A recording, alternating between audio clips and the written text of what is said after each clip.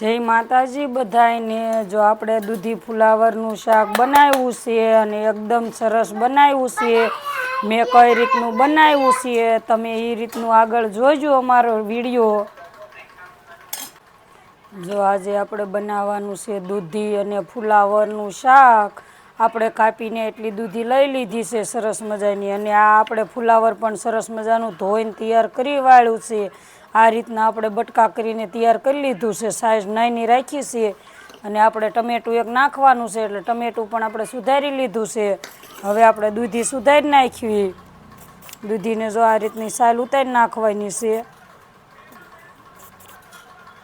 આ રીતની હાવ સાલ ઉતારીને સરસ મજાની આપણે માપસરની લીધી છે કૂણી દૂધી, એટલે સરસ શાક બને। જો આપણે આ રીતની ઝીણી ઝીણી એકદમ સુધારવાની દૂધી, એટલે દૂધી સડવામાં પણ આસાન રહે અને બહુ એકદમ જલ્દી સડી જાય। એટલે જો આપણે આ રીતની ઝીણી ઝીણી સુધારી નાખી છે। જો આ સરસ મજાની હવે આપણે આને શાક બનાવી નાખવી। જો આપણે તેલ મૂકી દીધું છે, આપણે તેલ આવવા દેવાનું છે। તેલ આપણું આવી ગયું છે। આ નાખી આપણે રાઈ, જીરું,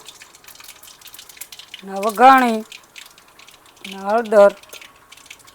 હવે આપણે એમાં નાખવાના છે આ દૂધીના બટકા। દૂધીના બટકા નાખીને આપણે તેલમાં મિક્સ કરી વાળવાના છે આ રીતના, અને દૂધીને પહેલાં સડવા દેવાની છે, પછી આપણે ફુલાવર નાખવાનું છે। આપણે એને 2 મિનિટ સડવા દેવાની છે। આપણે દૂધી સડવામાં આસાન રહે એટલે આપણે મીઠું નાખી દેવી સ્વાદ પ્રમાણે। જો આપણે દૂધી નાખીને દૂધીને સડવા દેવાની છે એકદમ સરસ। આપણે હવે એને ઘડીક ઢાંકી દેવી એટલે સરસ મજાની સડી જાય। આપણે જોઈ આપણે દૂધી કેવી સડી ગઈ છે તેલમાં, સરસ જો સડી ગઈ છે એકદમ સરસ। બહુ નહીં સડવા દેવાની। જે આપણે ફુલાવર હોત નાખવાનું છે, આ આપણે નાખી દેવી ફુલાવર। ફુલાવરને જો આ રીતનું મિક્સ કરી વાળવાનું છે દૂધી હારે તેલમાં, અને એને પણ જો સડવા દેવાનું છે એકદમ સરસ। અને દૂધી ફુલાવરનું શાક બહુ ટેસ્ટી બને છે, ખાવામાં મીઠું થાય અને બહુ સરસ બને છે। આને આપણે રસાવાળું નથી બનાવવાનું, કોરું જ બનાવવાનું છે, એટલે બહુ ટેસ્ટી બને। હવે આપણે એને પાછું ઢાંકી દેવી 1 મિનિટ। જો આપણે દૂધી ફુલાવર સરસ મજાના સડી ગયા છે। હવે આપણે એમાં નાખવાના છે ટમેટા। એટલે ટમેટા નાખો એટલે ખાટું મીઠું લાગે અને બહુ સરસ લાગે। દૂધી ફુલાવરના શાકમાં ટમેટું નાખવું પડે એટલે સરસ બને એકદમ। આપણે ટમેટાને પણ એકદમ સરસ એ રીતનું સડવા દેવી।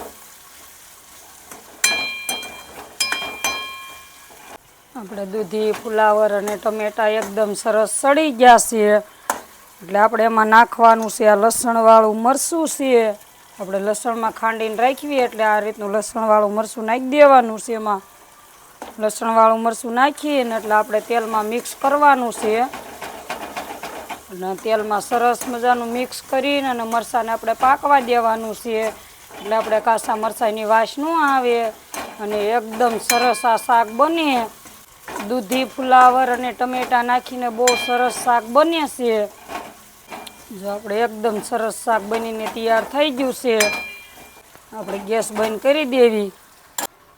આ છે આપણે ધાણા જીરું, આ છે ગરમ મસાલો। આપણે એને મિક્સ કરી દેવી, અને આપણે કોરું શાક બનાવ્યું છે દૂધી ફુલાવર ને ટમેટા નાખીને, અને બહુ ટેસ્ટી બન્યું છે અને એકદમ સરસ બન્યું છે। આપણે દૂધી ફુલાવરનું શાક બનીને તૈયાર થઈ ગયું છે।